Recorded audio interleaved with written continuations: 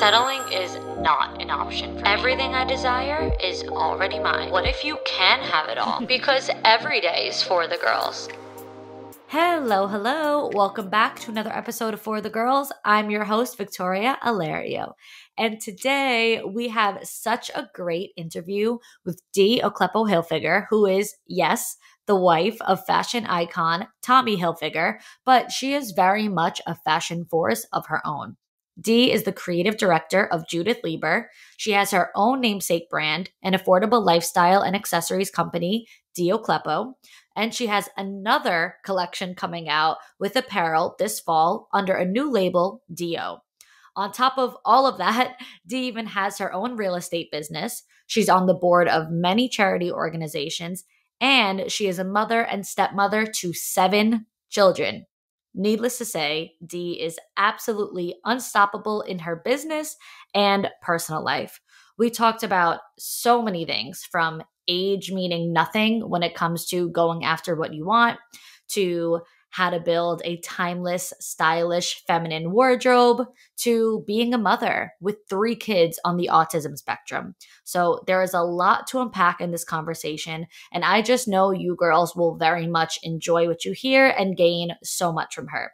But a quick note before we get into the conversation, I just want to let you all know that I will now be sharing Flashback Friday episodes, which means every Friday, I'll be resharing an old episode of For the Girls to refresh your memory, because I notice so often in my new episodes, I refer to old episodes when I'm giving examples or advice or just talking about something that is reoccurring and comes up in similar episodes. And I'm always like, go back and listen to this episode from a year ago, 2 years ago, soon to be 3 years ago.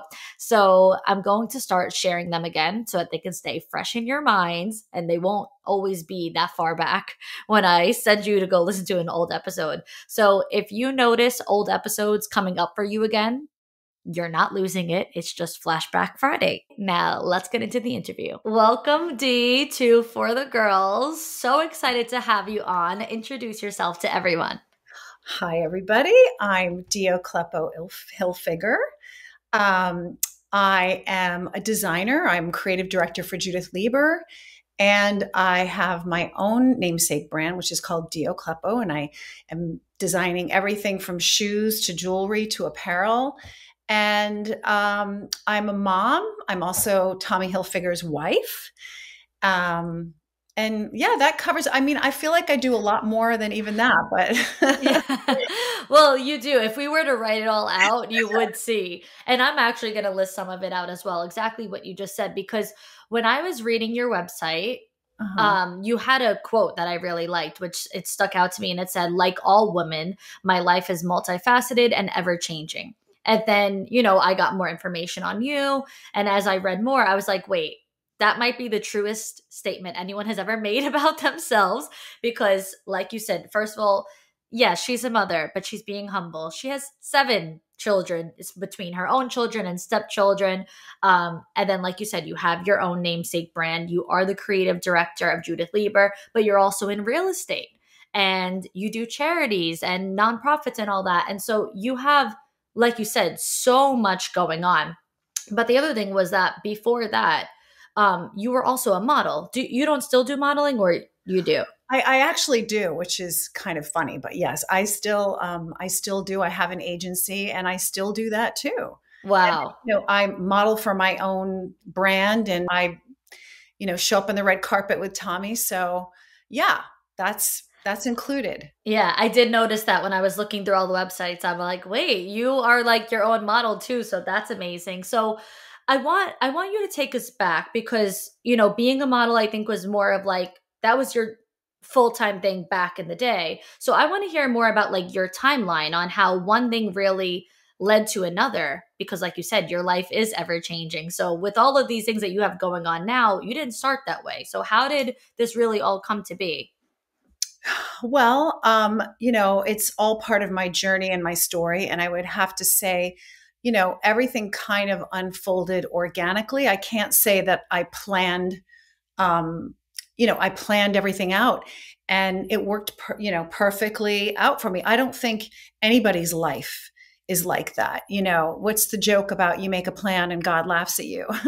So, you know, I did in my 20s. I was modeling. My father insisted that I finish college before I went off to Europe to model. So I graduated from Southern Methodist University.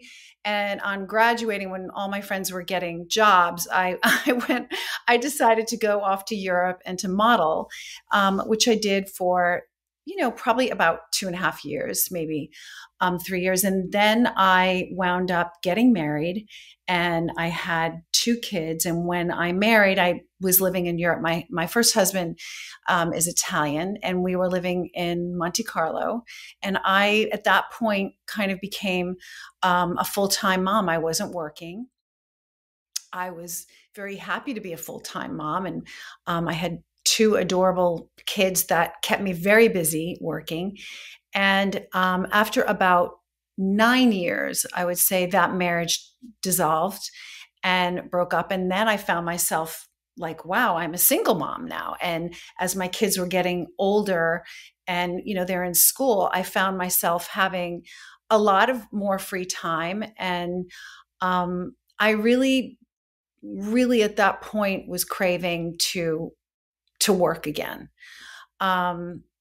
As it happens, I wound up meeting, I think it was, the timeline is difficult to remember, but I think I was divorced for 3 years when I wound up meeting Tommy, and we started dating. And then 3 years later, we got married.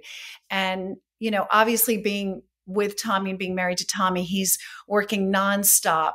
So I started actually, like when we were first together, before, you know, I started getting into fashion, I was trading. I was like day trading, because one of the things that I did do after I stopped modeling is I was a commodities trader at Prue Beige. I don't even think I forgot about that.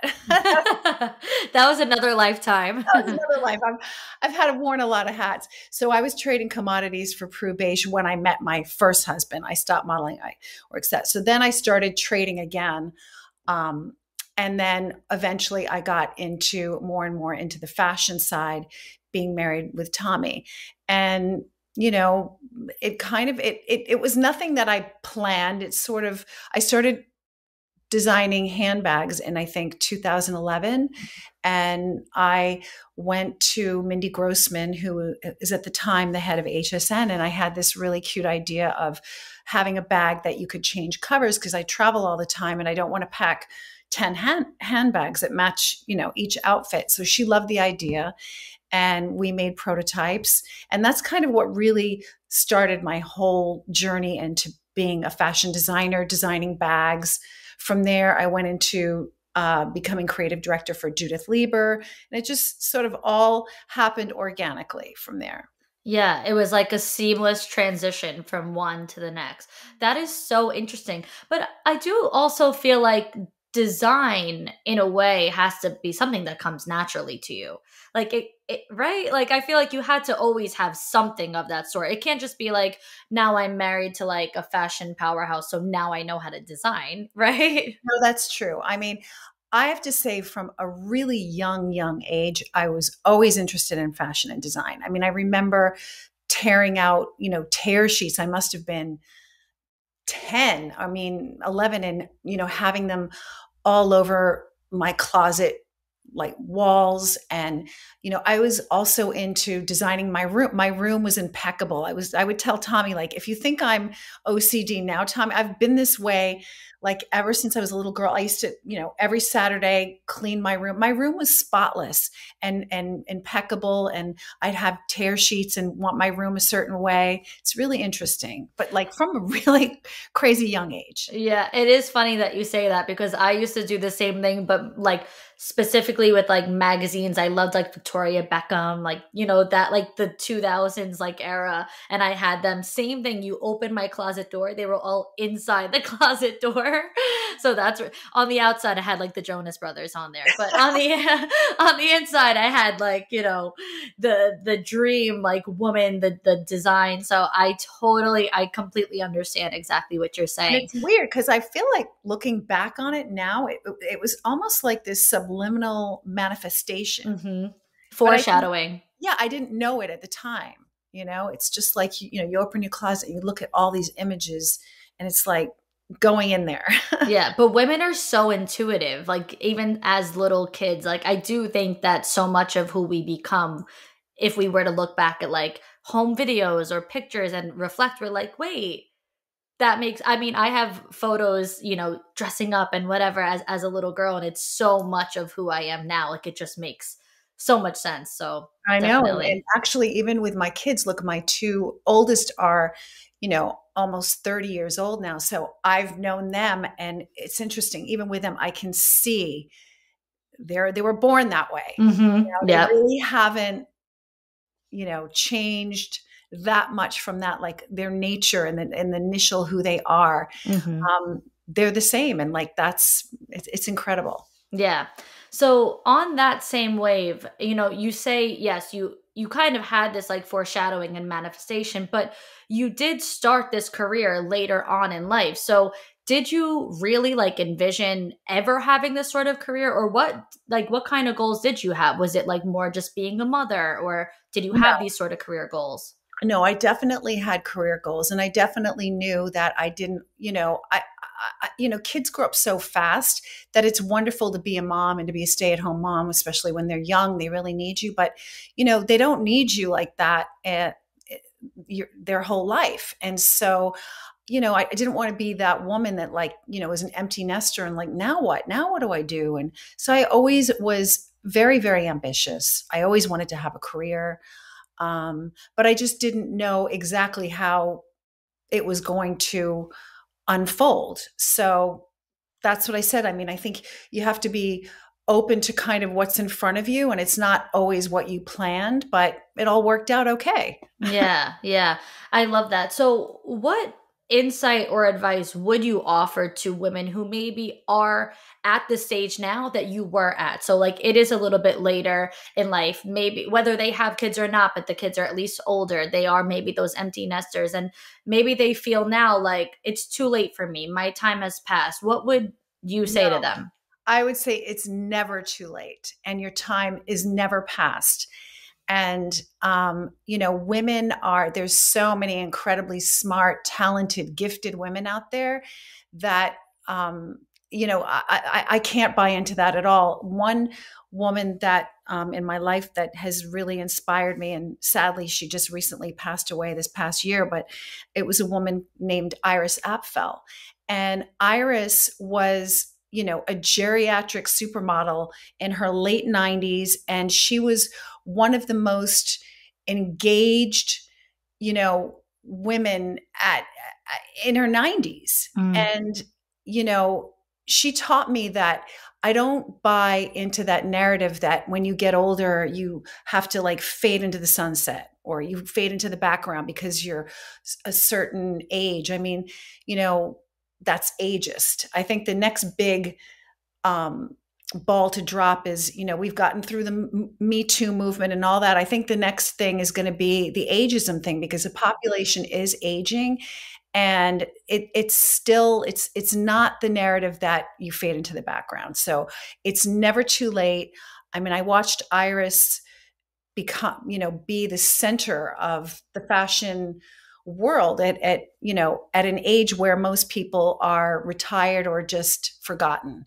And so she proved that that is not the case. Yeah. I want to I be like her. I love that. You know what also kind of stands out to me a little bit with you in particular is like your interests can, like you can also develop new interests, or your interests can change later on too. So maybe what you once enjoyed when you were younger is not necessarily, like you said, you did day trading, when you were younger. And now, you got into fashion years after that. So you could also, right? I think that'd be fair to say. Absolutely. Absolutely. Yeah. 100%. So with that being said too, how you said they kind of like fade, sometimes, at least we think, as you get older, you might fade into the background. You have even more of a reason why I think that could have been the case for you, because like you said, you are married to Tommy, who I think would have made it so easy for you to just fade into the background, right? Like you have this really notable husband, but in your case, you're so passionate and you specifically want to inspire women and be a force of your own. So aside from everything else that we just said about it's never too late and all that, what would be like your main personal why, like your main message and your why for why what really drives you? Um, you know, that's a really interesting question. I mean, it's obviously not money that drives me. It's more, I would say it's more passion based. And it's more that like I have so much more to offer. I think Mm. what's interesting, and I was having a conversation about this with somebody.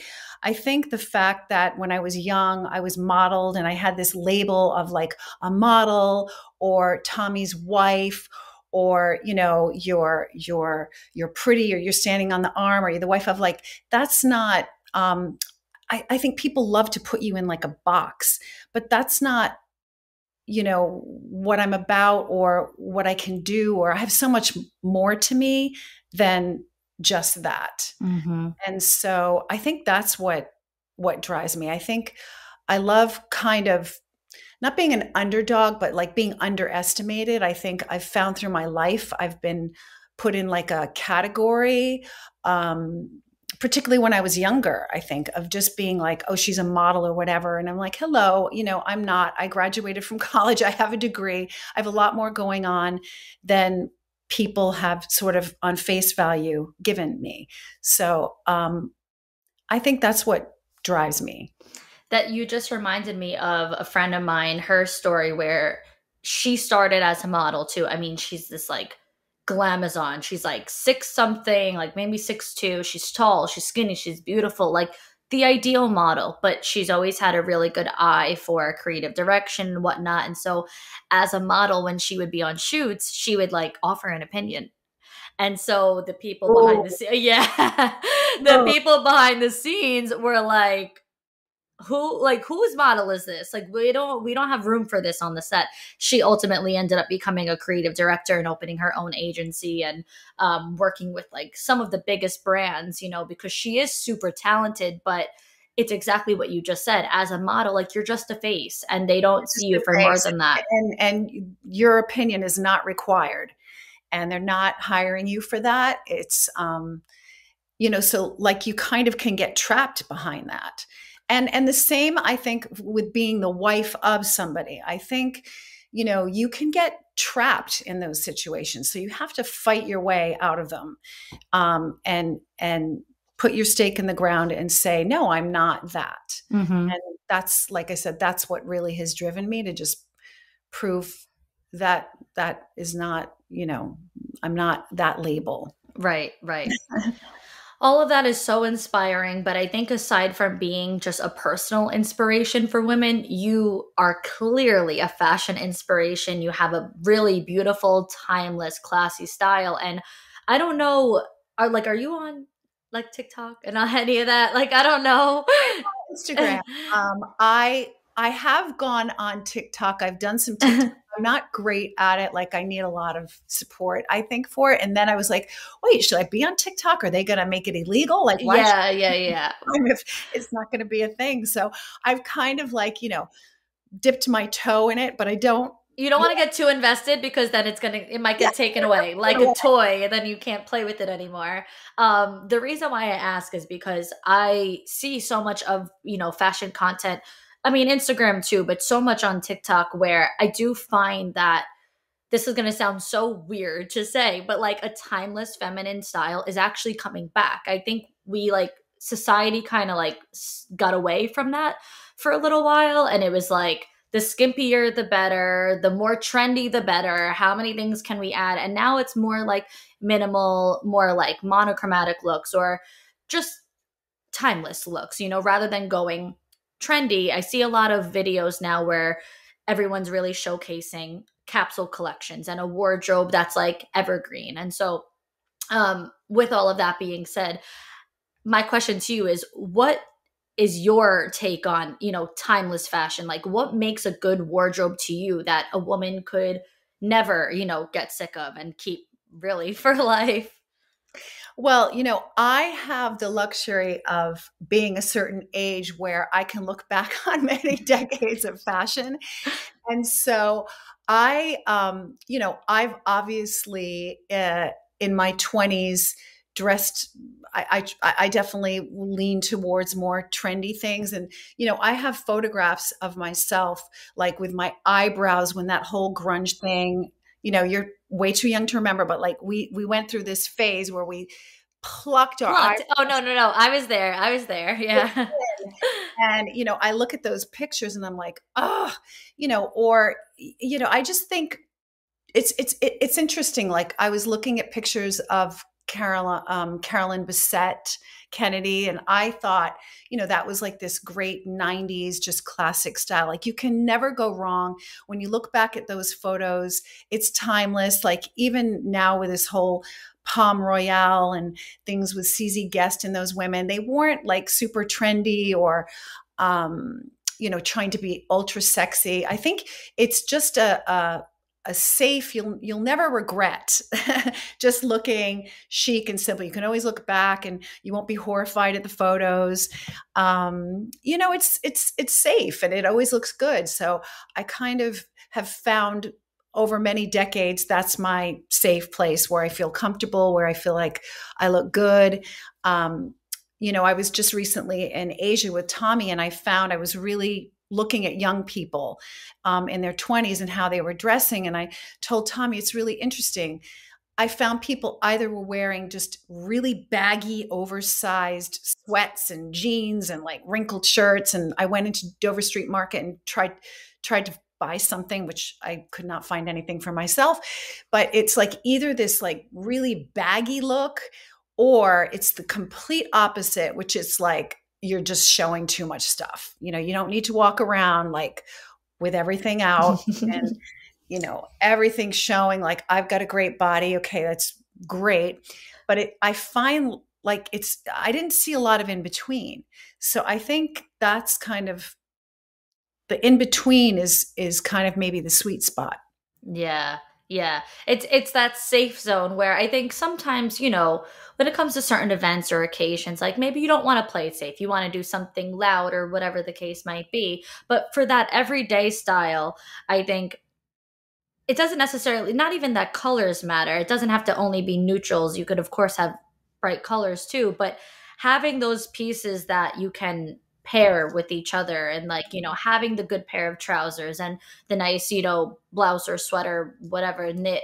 And this way, you're comfortable enough and kind of like recycling pieces so that you're not constantly, because when you do shop trendy, you're constantly having to update your wardrobe and replace your wardrobe. So I feel like that's something that in the past like couple years that I really started to do myself, is just like, okay, I have the good pair of white pants, the good pair of black pants, and then you find the pieces with that. You know what I mean?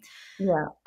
What would you say, like, if you were to just pick those few pieces for a woman who even just wants that little bit of fashion advice? Because I get a few comments too that they're like, I feel like I have a closet full of things and nothing to wear. What would you say are like those key pieces that you think for everyday styles a woman needs to have in their wardrobe?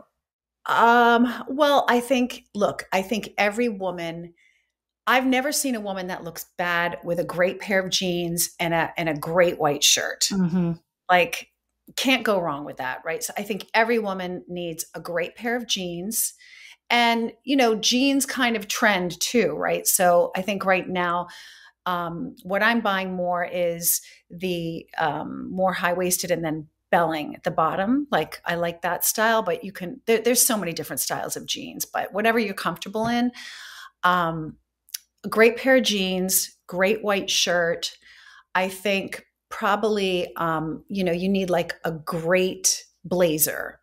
Um, and I like them a little bit oversized because I wear them like during the day. I love to, and even at night, I always have like a blazer covering my shoulders because I'm very sensitive to air conditioning, but it always looks chic. So like a great black blazer, maybe that you can wear from day to night.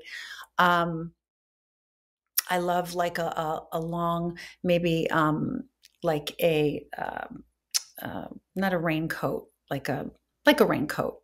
but Like a not trench, a trench. trench. Thank Yeah. you. Couldn't think of the word trench. Great, a great trench coat is always like a great piece to have. Um, let's see. I think you always need. I always kind of pack um, a black dress, just a black dress, like for backup, in Mhm. case you need, because that, if you've got a great black dress that you love. And I mean, that's like core. Yeah, that's How far perfect. you want me to go with No, that? that's perfect. That's perfect. I love that you mentioned the denim because that's actually my next question for you because you are coming out with a denim collection this fall, correct? Yes. Denim Yes. also, it's not just denim, it's just like separates, but Right. including denim, Right. including Right. And I when I was reading about that, I saw, you whether you made a quote or something that they had said in regards to you being involved in the entirety of it from start to finish, from design to everything else. So is that typically how you get to operate your businesses? Is this maybe something different than your namesake brand or from Judith Lieber? Like No, how is this it's vary? all, I'm very involved in everything because, it has my name on it. And like I said, I'm very passionate about it. So I have to have my hands on it. I want to have my hands on it. That's the whole purpose of it. So it's been really fun. And I'm very proud of it. I'm very excited for the apparel to launch in the fall. It's great because we call it, I don't call it quiet luxury. I prefer to call it effortless elegance Ooh, because it's just like, it should be effortless. It doesn't have to be a chore, but, women want to look styled and look good and be comfortable. That's also yeah. important. I do find that especially as you get older that comfort is the priority because I look back, I mean, whether it's like the early 20s or like the college age, I don't know how I was wearing like dresses this big. My heels were longer than my dress was. I don't know how I went out like that because now I mean I struggle to even wear heels. I'm like all about kitten heels these days. Like I love a nice little that we could add that to the capsule collection. I think comfort is so important and I think that that's something that's really going to show through this apparel collection as well. So now each of your brands, just to clarify, with your namesake brand, with this one, each one offers different things, right? Because the Dee Ocleppo brand is more like accessories and shoes and bag, right? Am I right Yeah, there? well, so it's, there are different labels and they're different distributions. So I have Do by Dee Ocleppo, which is the apparel line. Okay. And then I have Dee Ocleppo, which is the shoe line. And then I'm going to be having another line called Mrs. H that will be um, launching on QVC. And so, but it's all me. And then I'm creative director for Judith Lieber, which is a brand that's been around for 65 years, but Hmm. I oversee the direction of that brand. So it's all different, but I have my hands on it all. Yeah. I also love when it came to those brands when I was really like looking into Do and then Dio Cleppo is that you really put the audience first when it comes to wanting to offer luxury, like you just said, that quiet luxury or effortless elegance, but at the same time at an affordable price point, which is not something that we really see often. And every woman wants high quality and luxury, but can't necessarily always afford it. So, how did you manage to merge that and how did you make that a priority? Well, look, I mean, I think I can afford things, but sometimes it's not even a question of being able to afford it or not. It's just like, why? Why should I spend Mm. thousands of dollars on something where I can not spend it and have the same look? So I just think everybody deserves to look good, to feel good, and feel confident and empowered. And that's another reason why I do what I do. I think the fashion industry, the beauty industry, we're there to serve and make women feel and look great. And when they do, they're confident and they portray they approach things in a different way. When you feel good about yourself and you feel confident, you have a whole different aura and you approach things in a whole different way, and so that's kind of what I want to offer. And for everybody, not just for wealthy people or people that want to spend thousands of dollars. I will wear Zara and people are like, "Oh, is that Valentine? Is that Yeah. Valentine?" I'm like, "No, it's Zara." Really, is that Balmain? No, it's Zara. Like, I mix high and low all the time. I can afford to buy whatever, but it's not, it's you don't need, my point is you don't need to spend thousands of dollars on an outfit to look great. Yeah. Yeah. It's so true. It's so true. On that order, I was really looking into everything and I was saying, wow, like, okay, you give back, and certainly not just by, like we said, a price point. You give back by, like I mentioned in the beginning, you're involved in organizations and charities and philanthropy, more specifically. We mentioned that you're a mom. 3 of your children are on the autism spectrum, and you're also a huge advocate for several autism organizations. Um, I, I personally, and I know that you also work with many other organizations as well, but I personally saw that and like took that, to heart, because that's relevant in my family as well. Like, I watch my aunt be a full-time caregiver of my cousin. And I know that, like, having, special needs and all children with all different people, not necessarily just children, people with all different ends of the spectrum. It's a full-time job, to take care of in some cases. Maybe not for everybody, but for some. I guess, firstly, I want to hear a little bit more about your story in general and just hear more about your children, and then how you really took that and was able to give back and start to prioritize these, like, charities. So, as you said, we have 3 kids. So, my firstborn son was diagnosed, and Tommy's youngest daughter was diagnosed. And in fact, Tommy and I really sort of bonded and I think became close initially when we met, over the fact that we each understood each other because we each had a child with special needs. Mm. And then we got together, married, I became pregnant. And then Sebastian was diagnosed, which was really a shock because I thought, oh no, we've paid our karma on that. That won't happen again. And he was diagnosed when he was 2.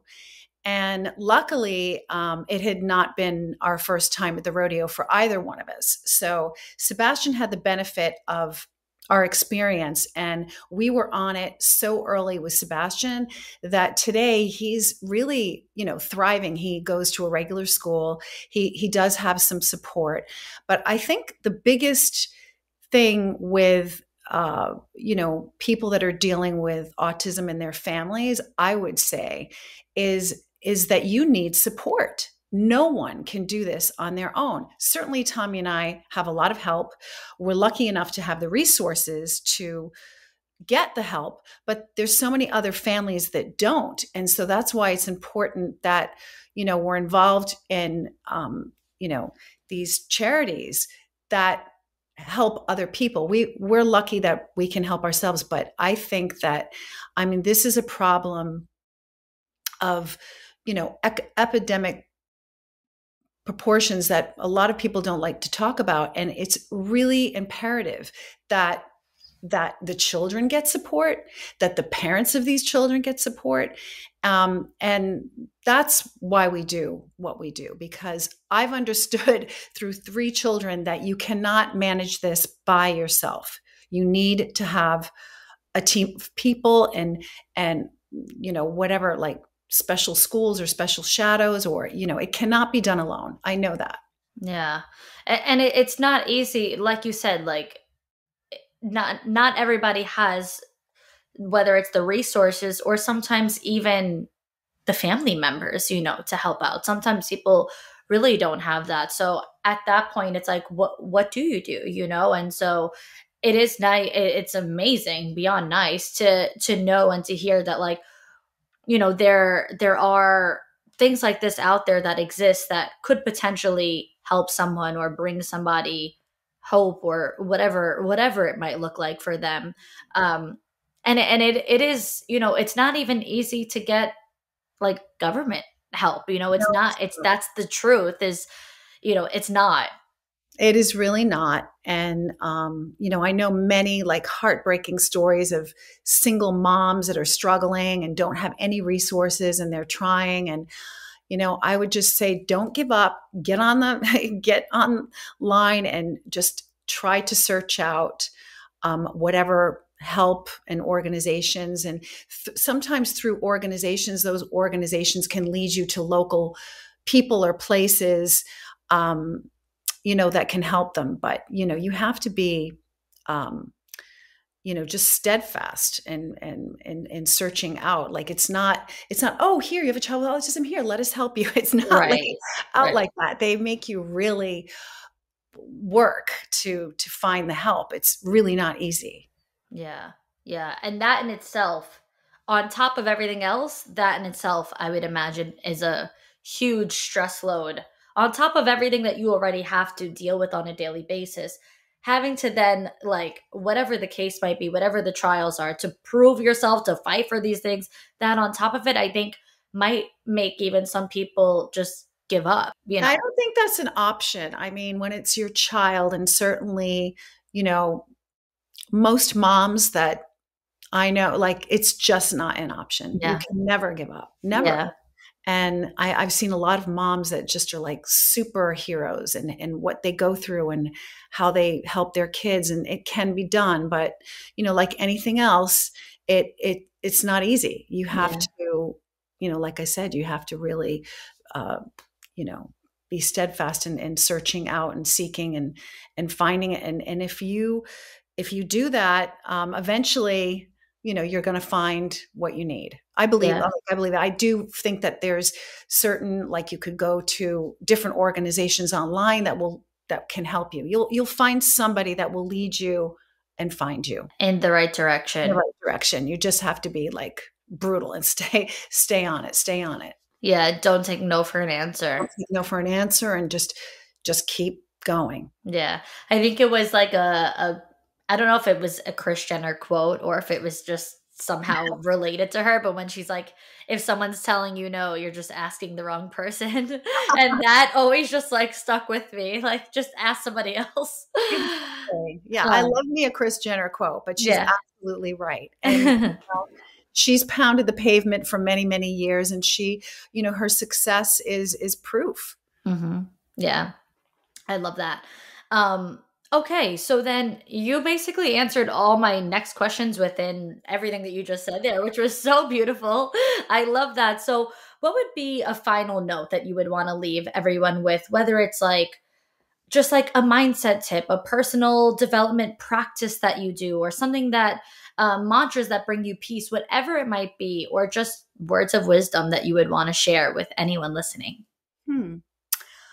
Um, well, I think kind of we ended on like never give up. I think that's a good one. But I think one thing is that never underestimate your value. I think that's a really good one. I mean, I feel like that's guided me a lot in my life. Two things. One would be to never, underestimate my value and know my value and know my worth. Um, and advocate that and be confident in that. Because if you believe it, other people will believe it. They'll see it in Mhm. you and they will believe in you.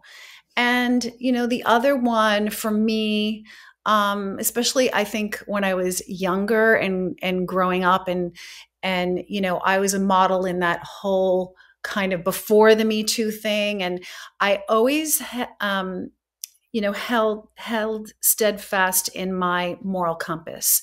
And I was often, um, was, many people attempted to, let's say, lead me astray on a path that was, in my gut, I knew was not the right thing to do. And it might have seemed like, oh, well, they're doing it and that's the way that they're going to do it and they're going to get ahead. But I knew in my gut, like, I think you have to listen to your own gut and your moral compass, and the people that you hang around with, like the group that you hang around with, is what, you will ultimately become. So I would say choose your friends, and the people that you surround yourself with wisely. I always try to, and even to this day, I always try to have friends that are smarter than me, or, that I think I can learn something from. I mean, not all of them, but I'm just saying that I think that your friends and people that you surround yourself with are very, very important, especially at a younger age. So always Yeah, keep that in the back of your mind. absolutely. Absolutely. I love all of that. Now, where can the girls find you and all of your brands and everything that you have to offer? How can they find you online? So online, I have my at Mrs. Hilfiger. I'm on Instagram. I have at deocleppo.com is my website. And we'll be launching. I'm also, we carry the shoes at Saks.com, at Neiman's.com, Nordstrom's. And we will be launching, I think the apparel will be launching in Belk stores and online. But, at Mrs. Hilfiger on Instagram is where I kind of can lead everybody, and deocleppo.com are the main. Yeah. Don't look on TikTok, guys. She will not be there. Very little. Thank you so much, Dee. I love all of your insight and everything you had to share. It was amazing. It was a pleasure.